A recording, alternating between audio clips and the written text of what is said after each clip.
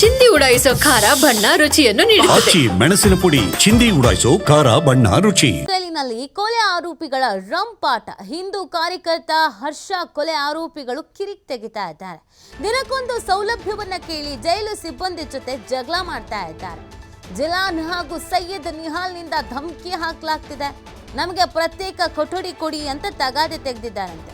ನಮ್ಮ ಬಳಿ ಜೈಲಿನ ಹಳೆ ಘಟನೆಗಳ ವಿಡಿಯೋ ಇದೆ, ಸೋಷಿಯಲ್ ಮೀಡಿಯಾದಲ್ಲಿ ಹಾಕ್ತೀವಿ ಅಂತ ಬೆದರಿಕೆ ಹಾಕ್ತಿದ್ದಾರಂತೆ. ಜೈಲು ಸಿಬ್ಬಂದಿ ಜೊತೆ ನಿತ್ಯ ಕಿರಿಕ್ ಮಾಡ್ತಾ ಇದ್ದಾರಂತೆ. ಇಬ್ರು ಟ್ರಿಪ್ಗೆ ಹೋಗಿದ್ದೀವಿ, ಹೋಮ್ ಸ್ಟೇ ಲಾಡ್ಜ್ ಬುಕ್ ಮಾಡ್ಕೊಂಡಿದ್ದೀವಿ ಅನ್ನಿದಾರೋ ಏನೋ ಗೊತ್ತಿಲ್ಲ. ಯಾಕಂದ್ರೆ ನನಗೆ ಬೇರೆ ರೂಮ್ ಕೊಡಿ, ಪ್ರತ್ಯೇಕವಾಗಿ ಕೊಡಿ ಅಂತ ಹೇಳ್ತಿದ್ದಾರಂತೆ. ಪ್ರತ್ಯೇಕವಾಗಿ ಇಬ್ರಿಗೆ ರೂಮ್ ಕೊಡೋದಕ್ಕೆ ಅದು ಜೈಲು, ಹೋಮ್ ಸ್ಟೇನೂ ಅಲ್ಲ, ರೆಸಾರ್ಟು ಅಲ್ಲ, ಲಾಡ್ಜು ಅಲ್ಲ. ಮತ್ತೆ ಅವರ ವರ್ತನೆಗಳು ನೋಡಿ, ಪೊಲೀಸರು ಮುಂದೆ ಯಾವ ರೀತಿಯಾಗಿ ವರ್ತಿಸ್ತಿದ್ದಾರೆ ಅಂತ.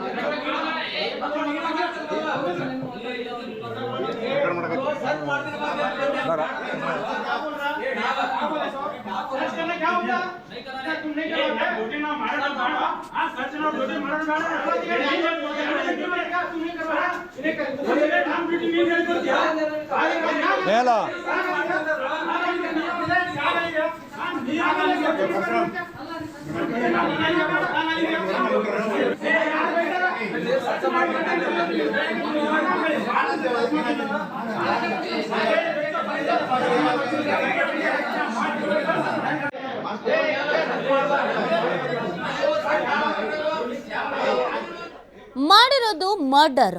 ಒಳಗೋಗಿ ಪ್ರತ್ಯೇಕ ಕೊಠಡಿ ಬೇಕು, ಇನ್ನೊಂದು ಬೇಕು, ಮತ್ತೊಂದು ಬೇಕು ಅಂತ ಕೇಳ್ತಾ ಇದೆ. ಪೊಲೀಸರ ಮುಂದೆ ವಾಯ್ಸ್ ರೇಸ್ ಮಾಡಿ ಮಾತಾಡ್ತಾ ಇರೋದನ್ನ ನೀವು ಗಮನಿಸ್ತಾ ಇದ್ದೀರಾ. ಇವ್ರುಗಳಿಗೆ ಒಂದು ಸ್ವಲ್ಪನಾದ್ರೂ ಪಾಪ ಪ್ರಜ್ಞೆ ಅನ್ನೋದು, ತಪ್ಪು ಮಾಡಿದ್ದೀನಿ, ಕಾನೂನಾತ್ಮಕವಾಗಿ ಶಿಕ್ಷೆ ಅನುಭವಿಸ್ತಾ ಇದ್ದೀನಿ, ತಪ್ಪಕ್ಕೆ ಶಿಕ್ಷೆ ಅನುಭವಿಸಿ ಹೊರಗೆ ಬರಬೇಕು ಅನ್ನೋದು ಇದೆಯಾ ನೋಡಿ. ಯಾಕೆ ಈ ಕಾನೂನು, ಜೈಲು ಇದನ್ನೆಲ್ಲ ಯಾಕೆ ಹೇಳಿ ಮಾಡಿರೋದು? ಸ್ವಲ್ಪನಾದ್ರೂ ಇವ್ರುಗಳಿಗೆ ಪಾಪ ಪ್ರಜ್ಞೆ ಕಾಣಲಿ, ಸ್ವಲ್ಪನಾದ್ರೂ ಬದಲಾಗ್ಲಿ, ಒಳ್ಳೆ ಬುದ್ಧಿ ಬರಲಿ ಅಂತ. ಅದೇ ಇಲ್ಲಿ ಹೋಗಿ ಇವ್ರಿಗೆ ಏನು ಮಾಡ್ತಾ ಇರೋದು? ಯಾವುದೋ ಹೋಟೆಲಿಗೆ ಹೋಗಿ ಕುತ್ಕೊಂಡು ಇಡ್ಲಿ ಮಸಾಲೆ ದೋಸೆ ಆರ್ಡರ್ ಮಾಡಿ ಇನ್ ಟೈಮಿಗೆ ಬರಲಿಲ್ಲ ಅಂತಂದರೆ ಕೊಡ್ತೀಯಾ ಇಲ್ವಾ ಗುರು ಅಂತ ನೀವು ಜಗಳ ಮಾಡ್ತೀರಲ್ಲ, ಹಂಗೆ ಪೊಲೀಸರ ಹತ್ರ ಜಗಳ ಮಾಡ್ತಾ ಇದ್ದಾರೆ. ಇವರ ವರ್ತನೆಗಳನ್ನ ನೋಡಿದ್ರೆ ಇವ್ರ ಮನಸ್ಥಿತಿ ಏನು ಅನ್ನೋದಿಲ್ಲ ಅರ್ಥ ಆಗತ್ತೆ. ನಮ್ಮ ಪೊಲೀಸರು ಅಲ್ಲಿ ಹೋಗ್ಬಿಟ್ಟು ಇವಾಗ ಇವ್ರ ಹತ್ರ ನಿಂತ್ಕೊಂಡು ಏನು ನಿಮ್ಮ ಸಮಸ್ಯೆ ಅಂತ ಕೇಳ್ತಾ ಇದ್ದಾರೆ. ಎಷ್ಟು ಜನ ನಿಂತ್ಕೊಂಡು ಕೇಳ್ತಾ ಇದ್ದಾರೆ? ಅವ್ರು ಇರೋದು ಇಬ್ರಿಗೆ ಎಷ್ಟು ಜನ ನಿಂತ್ಕೊಂಡು ಅಲ್ಲಿ ಕೇಳ್ತಾ ಇದ್ದಾರೆ ಅಂತಂದ್ರೆ ಇವ್ರುಗಳ ವರ್ತನೆ ಹೆಂಗಿದೆ ಅನ್ನೋದಲ್ಲಿ ಗೊತ್ತಾಗತ್ತೆ. ಪ್ರತ್ಯೇಕವಾದಂಥ ಸೌಲಭ್ಯ ಕೊಡೋದಕ್ಕೆ ಇವ್ರು ಏನು ಕೆಲಸ ಮಾಡಿ ಹೋಗಿದ್ದಾರೆ? ಯಾವುದಾದ್ರೂ ಸಮಾಜದ ಉತ್ತಮ ಕೆಲಸ ಮಾಡಿ ಹೋಗಿದಾರಾ? ಸ್ವಾತಂತ್ರ್ಯಕ್ಕಾಗಿ ಹೋರಾಡಿ ಜೈಲಿಗೆ ಹೋದ್ರ? ಅಥವಾ ಈಗ ಮೊನ್ನೆ ಯುದ್ಧ ಅಂತೆಲ್ಲ ಹೇಳಿದ್ರಲ್ಲ, ಅಲ್ಲಿ ಹೋಗಿ ಏನಾದರೂ ಮಾಡಿ ಬಂದ್ರ? ಇಲ್ಲ ತಾನೆ. ಮಾಡಿರೋದು ಮರ್ಡರ್. ಆ ಮರ್ಡರ್ ಕೇಸ್ನಲ್ಲಿ ಒಳಗೆ ಹೋಗಿದ್ದಾರೆ. ಒಳಗೆ ಹೋದ್ಮೇಲೆ ಬಾಯಿ ಮುಚ್ಕೊಂಡು ತಪ್ಪುಗೆ ಎಲ್ಲ ಖೈದಿಗಳು ಹೆಂಗೆ ಇರ್ತಾರೋ ಹಂಗೆ ಇರಬೇಕು. ಅದನ್ನ ಬಿಟ್ಟು ಇವರು ನಮಗೆ ಪ್ರತ್ಯೇಕ ಕೊಠಡಿ ಬೇಕು ಅಂತ ಅಂದರೆ ಏನು ನಿಮ್ಮ ಮಾವನ ಮನೆನಾ ಅದು ಜೈಲು? ಪ್ರತ್ಯೇಕವಾಗಿ ಕೊಠಡಿ ಕೊಡೋದಕ್ಕೆ?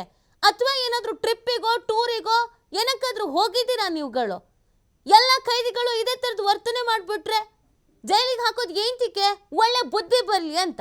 ಇವಾಗ ಮತ್ತಷ್ಟು ಮಾಹಿತಿಯನ್ನು ನೀಡ್ತಾರೆ ನಮ್ಮ ಪ್ರತಿನಿಧಿ ಸಿದ್ದು. ದಿನದಿಂದ ದಿನಕ್ಕೆ ಈ ಜೈಲುಗಳಲ್ಲಿ ಖೈದಿಗಳ ಹಾವಳಿ ಹೆಚ್ಚಾಗ್ತಾ ಇದೆ. ಪೊಲೀಸರಿಗೆ ಬ್ಲ್ಯಾಕ್ ಮೇಲ್ ಮಾಡ್ತಾರೆ, ಯಾವುದೋ ಹಳೆ ವಿಡಿಯೋ ಇದೆ ಅಂತ ಅಂದರೆ ಇವ್ರುಗಳು ಇನ್ನೂ ಬುದ್ಧಿ ಕಲ್ತಿಲ್ಲ ಅಂತ ಆಯ್ತು ಸಿದ್ದು. ಹಂಗಾದ್ರೆ ಖಂಡಿತವಾಗ್ಲೂ ನಿತ್ಯ ಏನಂದ್ರೆ ಹಿಂದೂ ಕಾರ್ಯಕರ್ತ ಹರ್ಷ ಕೊಲೆ ಪ್ರಕರಣದಲ್ಲಿ ಇಬ್ಬರು ಆರೋಪಿಗಳನ್ನ ಬಳ್ಳಾರಿ ಜೈಲ್ಗೆ ಕರ್ತರಲಾಗುತ್ತೆ.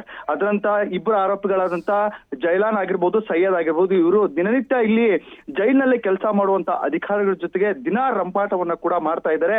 ದಿನಕ್ಕೊಂದು ಅವ್ರಿಗೊಂದು ಸೌಲಭ್ಯಗಳು ಬೇಕು, ಅವ್ರು ಯಾವ್ದನ್ನ ಕೇಳ್ತಾರೋ ಅದನ್ನ ತಂದು ಕೊಡದೇ ಇದ್ದಲ್ಲಿ ಜೈಲು ಸಿಬ್ಬಂದಿಗಳ ಜೊತೆಗೆ ದಿನ ಜಗಳ ಮಾಡೋದು ಮತ್ತು ಅಲ್ಲಿರುವಂತ ಸಿಬ್ಬಂದಿಗಳಿಗೆ ಧಮಕಿ ಹಾಕುವಂತ ಕೆಲಸವನ್ನ ನಿರಂತರವಾಗಿ ಮಾಡ್ತಾ ಇರುವಂತದ್ದು ಕೂಡ ಆಗಿರ್ಬೋದು. ಸಾಕಷ್ಟು ಇಂತಹ ವಿಡಿಯೋಗಳು ಕೂಡ ಸಾಕಷ್ಟು ವೈರಲ್ ಆಗ್ತಾ ಇರುವಂತದ್ದು ಕೂಡ ಇದೆ. ಜೈಲಿನಲ್ಲಿ ಸಾಕಷ್ಟು ಅವರು ಅಲ್ಲಿ ಏನ ನಡೆದಂತ ಹಳೆ ಘಟನೆಗಳಿರುತ್ತೆ, ಆ ಹಳೆ ಘಟನೆಗಳನ್ನ ನಾವು ವಿಡಿಯೋ ಬಿಡ್ತೀವಿ, ಹೊರಗಡೆ ಬಿಡ್ತೀವಿ, ಸಾಮಾಜಿಕ ಜಾಲದಲ್ಲಿ ಹರೇ ಬಿಡ್ತೀವಿ ಅಂತ ಹೇಳ್ಬಿಟ್ಟು ಅವರು ಅಧಿಕಾರಿಗಳಿಗೆ ಹೆದರಿಕೆಯನ್ನ ಕೂಡ ಆಗ್ತಾ ಇದ್ದಾರೆ. ಮತ್ತು ಇವರಿಗೆ ಬಹಳಷ್ಟು ಇವರಿಗೆ ವಿಶೇಷವಾದ ಸೌಲಭ್ಯಗಳನ್ನ ನೀಡಬೇಕು, ನೀಡದೇ ಇದ್ದಲ್ಲಿ ನಾವು ಇನ್ನಷ್ಟು ಕಿಡಿಗೇಡಿಗಳನ್ನ ಮಾಡ್ತೀವಿ, ಇಲ್ಲಿ ಅಲ್ಲಿರುವಂತ ಕೈದಿಗಳೇನಿರ್ತಾರೆ ಕೈದಿಗಳಿಗೆ ಹೆದರಿಕೆ ಹಾಕೋದು, ಕೈದಿಗಳನ್ನ ಅನ್ಸೋದು, ಈ ರೀತಿಯಾದಂತ ಸಾಮಾನ್ಯವಾದಂತ ಟ್ರೀಟ್ ಅನ್ನು ಕೂಡ ಅಲ್ಲಿ ಮಾಡ್ತಾ ಇರುವಂತದ್ದು ನಮ್ಮನ್ನ ನೀವು ಯಾವ ರೀತಿಯಾಗಿ ಸಾಮಾನ್ಯ ಕೈದಿಗಳ ರೀತಿಯಲ್ಲಿ ನಮ್ಮನ್ನ ಟ್ರೀಟ್ ಮಾಡಬೇಡಿ, ನಮ್ಮನ್ನ ಪ್ರತ್ಯೇಕವಾದಂತ ಒಂದು ಕೊಠಡಿಗಳಲ್ಲಿ ಇಡಬೇಕು ಅನ್ನುವಂಥದ್ದು ಕೂಡ ಇವ್ರದ್ದು ಇರುವಂತದ್ದು. ಹರ್ಷ ಕೊಲೆಯಲ್ಲಿ ಇವರಿಬ್ರು ಜಿಲಾನ್ ಆಗಿರ್ಬೋದು ಮತ್ತು ಸೈಯದ್ ಏನಿದ್ದಾರೆ ಇವರು ಅಲ್ಲಿ ದಿನನಿತ್ಯ ಈ ರೀತಿಯಂತ ಅವರಿಗೆ ಕಿರುಕುಳವನ್ನ ಕೂಡ ನೀಡ್ತಾ ಇದ್ದಾರೆ. ಅಲ್ಲಿ ಜೈಲಿನಲ್ಲಿ ಬೇರೆ ಬೇರೆ ಕೋಣೆಗಳಿವೆ ಮತ್ತು ಜೈಲರ್ ಕೊಠಡಿಗೆ ಹೋಗುವಾಗ ಚೆಕಪ್ ಮಾಡುವಂತದ್ದು ಕೂಡ ಕಡ್ಡಾಯ ಇದೆ. ಆದ್ರೆ ನಮ್ಮನ್ನ ಯಾವುದೇ ರೀತಿಯಾಗಿ ನೀವು ಚೆಕಪ್ ಮಾಡಬೇಡಿ, ನಮ್ಮನ್ನ VIP ತರ ನೋಡ್ಕೋಬೇಕು ಅನ್ನುವಂಥದ್ದು ಕೂಡ ಇವರ ಮಾತು ಮತ್ತು ಅಧಿಕಾರಿಗಳ ಜೊತೆಗೆ ದಿನಪ್ರತಿ ಇವರು ಜಗಳ ಆಗಿದೆ.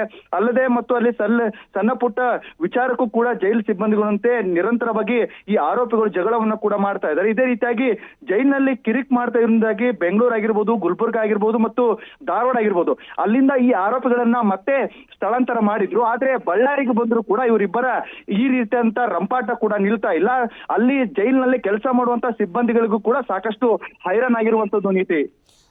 ಇದಕ್ಕೆ ಸಂಬಂಧಪಟ್ಟಂತೆ ಈಗ ಅಧಿಕಾರಿಗಳು ಒಂದು ಕಠಿಣ ರೀತಿಯಾದಂಥ ನಿರ್ಧಾರವನ್ನು ತೆಗೆದುಕೊಳ್ಬೇಕಾಗತ್ತೆ. ಯಾಕಂದರೆ ಇವ್ರು ಹೇಳಿದ ಮಾತಿಗೆಲ್ಲನೂ ಓಕೆ ಅಂದ್ಕೊಂಡು ಕುತ್ಕೊಳ್ಳೋಕ್ಕಾಗಲ್ಲ, ಇವ್ರಿಗೇನು ಸಾಧನೆ ಮಾಡು ಒಳಗೆ ಹೋಗಿಲ್ಲ. ಸೊ ಇದಕ್ಕೆ ಸಂಬಂಧಪಟ್ಟಂತೆ ಅಧಿಕಾರಿಗಳಿಗೆ ಏನಾದರೂ ಚಿಂತನೆ ಮಾಡಿದಾರ, ಏನಾದರೂ ಆಪ್ಷನ್ಸ್ ಇದೆಯಾ ಕಾನೂನಲ್ಲಿ, ಏನು ಹೇಳ್ತಾರೆ ಅಧಿಕಾರಿಗಳು ಇದಕ್ಕೆ ಸಂಬಂಧಪಟ್ಟಂತೆ? ಯಾಕಂದರೆ ಇದು ಯಾವತ್ತಿದ್ರೂ ಡೇಂಜರಸ್ಸೇ. ಈಗ ಒಂದಷ್ಟು ಜನ ಅಲ್ಲಿ ಸಿಬ್ಬಂದಿಗಳಿದ್ದಾರೆ, ಓಕೆ ಒಬ್ಬರೇ ಇದ್ದಾಗ ಏನು ಬೇಕಾದರೂ ಆಗಬಹುದಾದ ಸಾಧ್ಯತೆಗಳಿಗಿರುತ್ತೆ, ಮತ್ತು ಅಲ್ಲಿನ ವಾತಾವರಣ ಕೂಡ ಹಾಳಾಗುವ ಸಾಧ್ಯತೆ ಇರುತ್ತೆ. ಓಕೆ, ಸಂಪರ್ಕ ಕಡಿತ ಆಗಿದೆ. ಥ್ಯಾಂಕ್ ಯು ಸಿಟ್ಟು ತಮ್ಮ ಡೀಟೇಲ್ಸ್ಗಾಗಿ.